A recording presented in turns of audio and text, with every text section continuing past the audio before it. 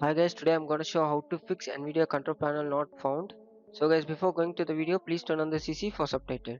So first step is to check if NVIDIA driver is installed. So for that you need to enter into your device manager. Over there you need to enter into display adapter, and yeah, it shows NVIDIA GeForce RTX. Yeah.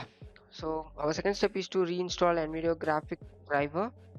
So for that you need to enter into your NVIDIA application over that driver.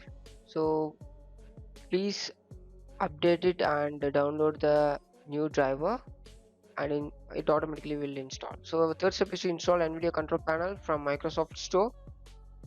So please search for Microsoft Store and just enter into it and search for NVIDIA.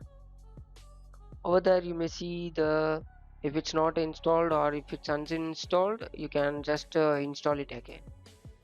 So fourth step is to NVIDIA services to restart. So for that you need to press Windows R and then type services.msc and then hit OK. Once you hit OK, please the services tab will be opened, and please scroll down, you may see NVIDIA display container. Please restart it by right clicking, and again you need to right click it again and enter into the properties. So over there please enter into it as automatic, and yeah, it's almost it's running, so please apply and then click OK. So close it. So fifth step is to update Windows.